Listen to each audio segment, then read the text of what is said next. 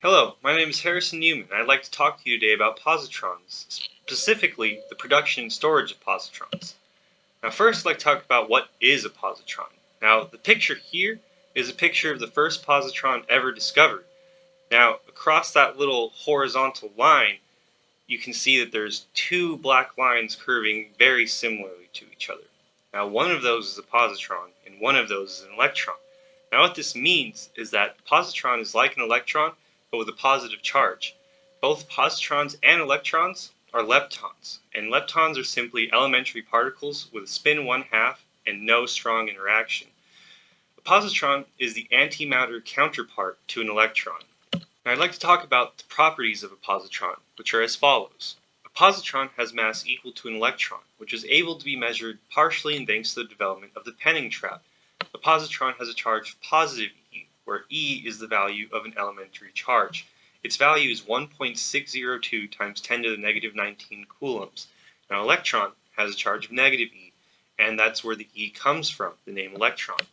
Now, a positron may have a spin of negative 1/2 or positive 1/2, which is true for all particles excluding bosons. Spin 1/2 particles are called fermions. Now, I'd like to talk more about leptons. There are three types of leptons, organized into a three-generation structure. Some like to call these generations flavors, including the electron flavor, the muon flavor, and the tau flavor. Now, each generation or flavor consists of a charged particle and a neutral particle. These neutral particles are called neutrinos. So the first generation is the electron and the electron neutrino, the second the muon and the muon neutrino, and the third the tau and the tau neutrino. Now this is very reminiscent of the quark's three-generational structure, which consists of the up and down first generation, the charm and strange second generation, and the top and bottom third generation. The only difference is that quarks have a spin up and spin down, whereas leptons have a spin or no spin. Each generation also has antiparticles, which for almost all particles, including quarks and leptons, is just the same exact name as the particle with anti attached to the front of it. The only exception is the positron, which doesn't make sense because no one ever decided to name something a negatron. Now continuing on leptons. Leptons are fermions, which means they have a spin of 1/2 and obey the Pauli exclusion principle. This means that in a quantum state, such as within an atom, no two particles are allowed to occupy the same quantum numbers. Now this is fundamental in understanding the structure of atoms, not only for the electrons themselves, but for protons and neutrons, as they're also fermions. Now, for the most part, we're talking about spin when it comes to positrons and electrons, and spin is very easy to understand.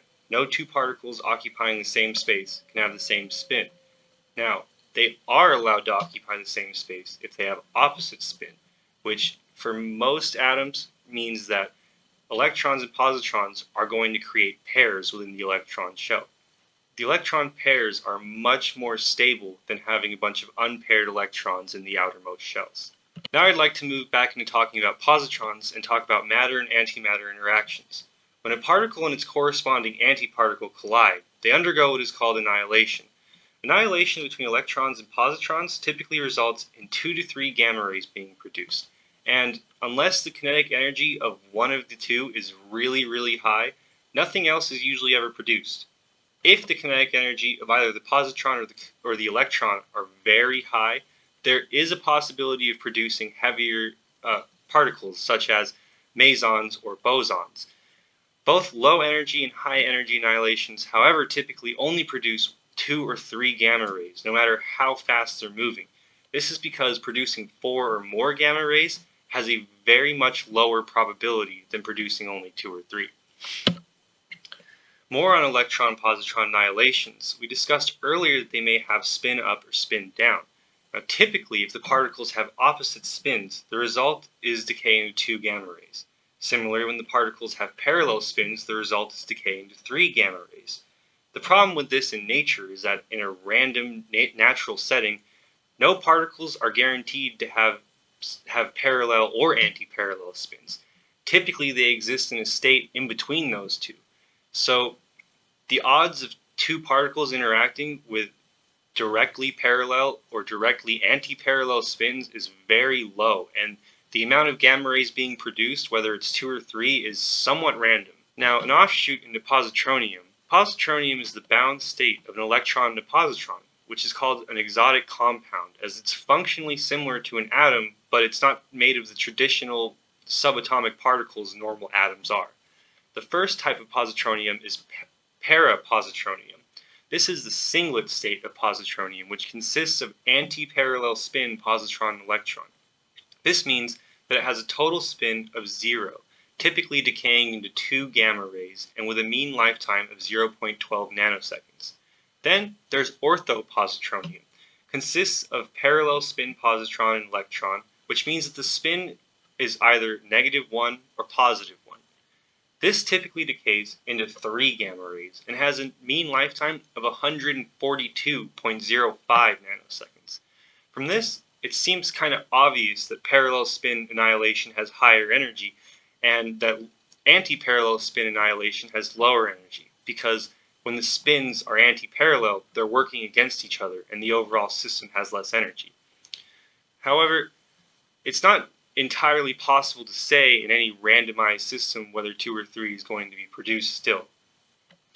It's also actually predicted that in 10 to the 85 years, positronium atoms will be the dominant form of matter in the universe, with radii of 1 quintillion parsecs and mean lifetimes of 10 to the 141 years. Now, that's extremely large compared to a normal atom, and so that is the only reason it could possibly be that stable to exist for that long. Now I'd like to talk about the discovery of positrons. Carl David Anderson is credited with the discovery of positrons in 1932, which was merely a photograph that I used in the second slide. He used a cloud chamber with a strong magnetic field to show that 2 particles that behaved almost exactly the same differed only in the charge, which proved that there is not only an electron with a negative charge, but a positron with a positive charge in the same image. Chang-Yao Chao has actually made similar discoveries 3 years prior to this, but his results were deemed inconclusive and pretty much ignored by everyone around him, and Anderson even later had wrote that Chang-Yao Chao's work could have been used to prove positrons existed.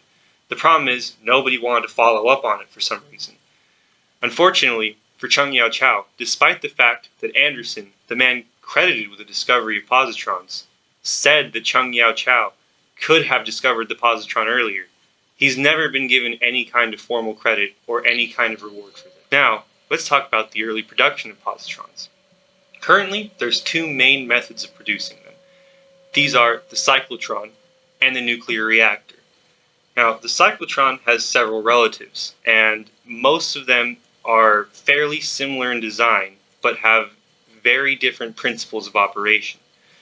The main concern between choosing whether you want to use a cyclotron or a nuclear reactor for your radioactive isotopes is going to be the quantity and mean lifetime. For the most part, for nuclear medicine and other such things, a cyclotron is the only thing you need to create the radioactive isotopes necessary.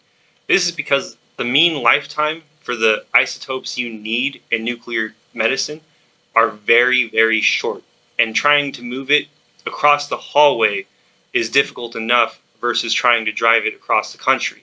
The cyclotron, synchrotron, and synchrocyclotron are very important discoveries for humanity. The cyclotron was developed in 1929 to 1930 by Ernest O. Lawrence at the University of California, Berkeley. The way this device works is a little bit complex, but in principle it's a pretty simple idea.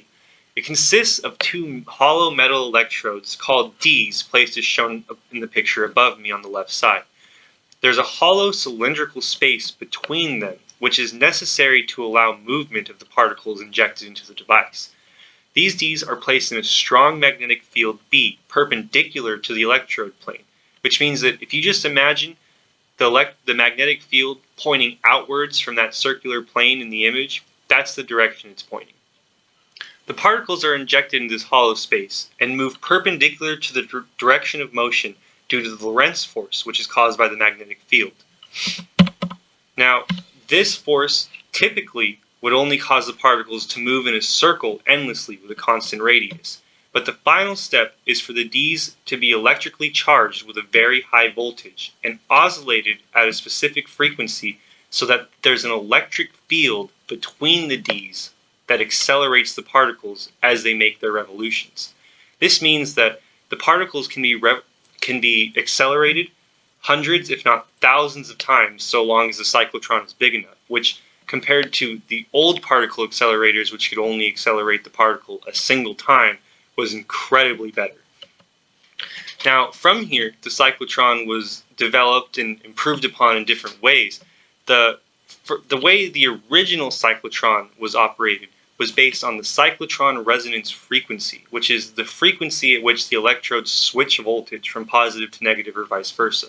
The frequency is F equals QB over 2 pi n, where Q is the particle's charge, B is the magnetic field induced on it, and m is the particle's relativistic mass.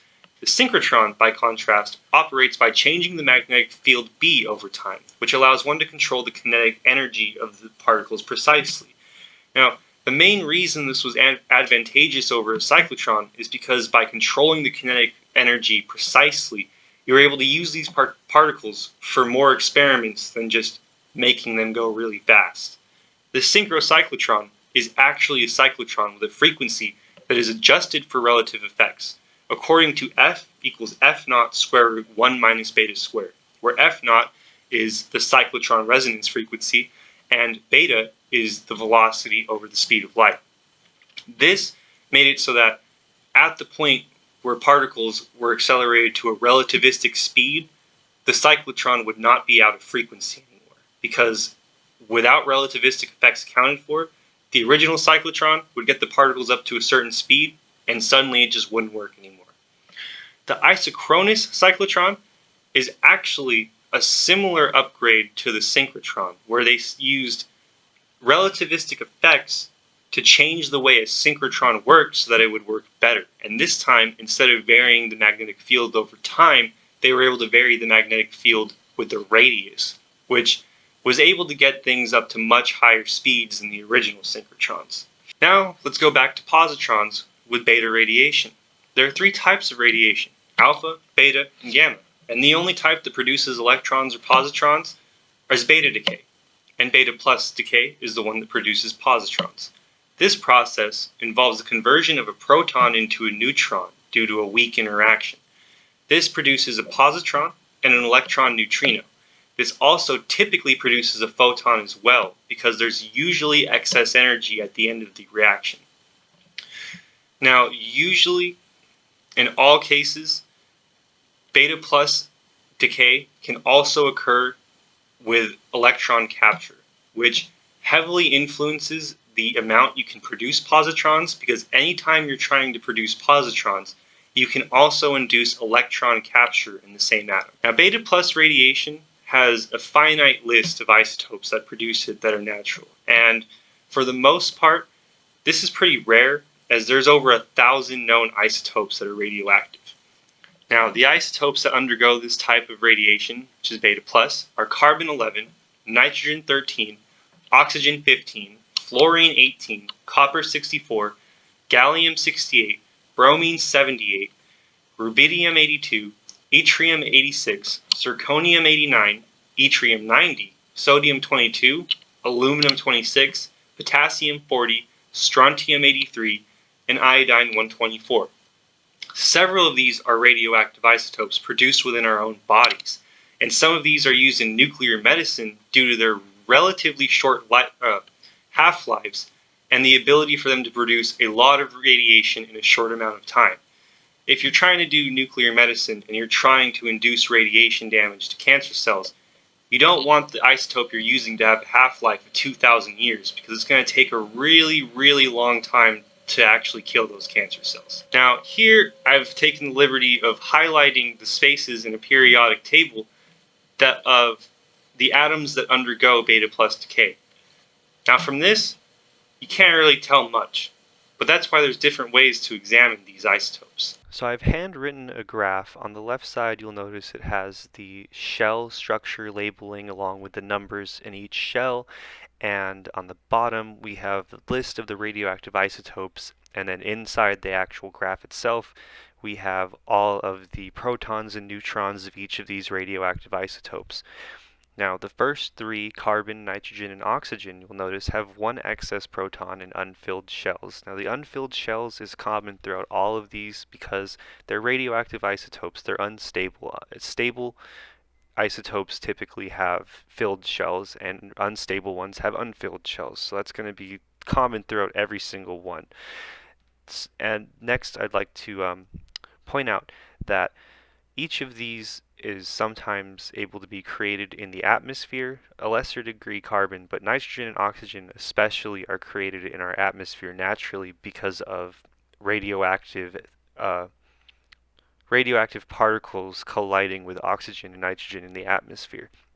These three are also very commonly, along with fluorine, used in nuclear medicine, so they have fairly short half-lives and are very easy to create with a cyclotron because all you really need to do is strip away one of those neutrons and you now have a radioactive isotope.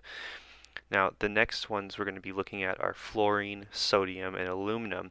These three are the only ones in the entire graph that have an equal number of protons and neutrons. But if you'll notice, they also have an odd number of both protons and neutrons. And this means that if you consider the protons and neutrons as a pair, even though this isn't really what they do, there's an odd number of pairs as well.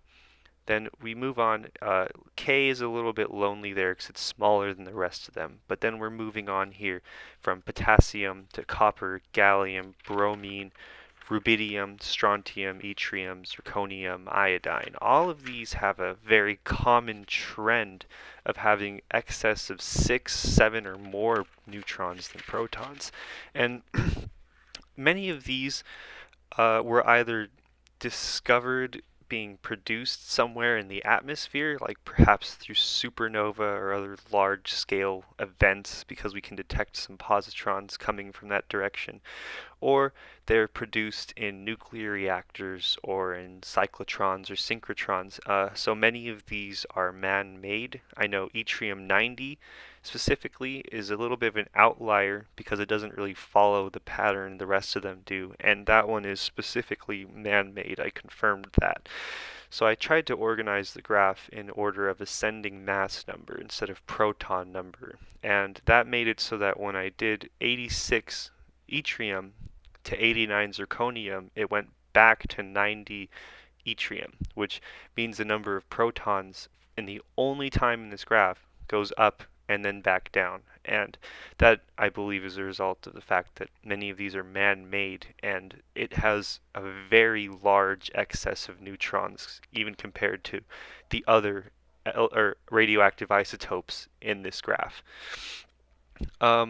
I'd also like to now point out again that almost all of these beta plus radioactive nuclei, except for strontium, bromine, and I believe nitrogen, have an odd number of pairs of positive and negative, or protons and neutrons. They have an odd number of pairs, and that generally means they also have an odd number of protons and neutrons independently, even though they have an even number when they're summed up.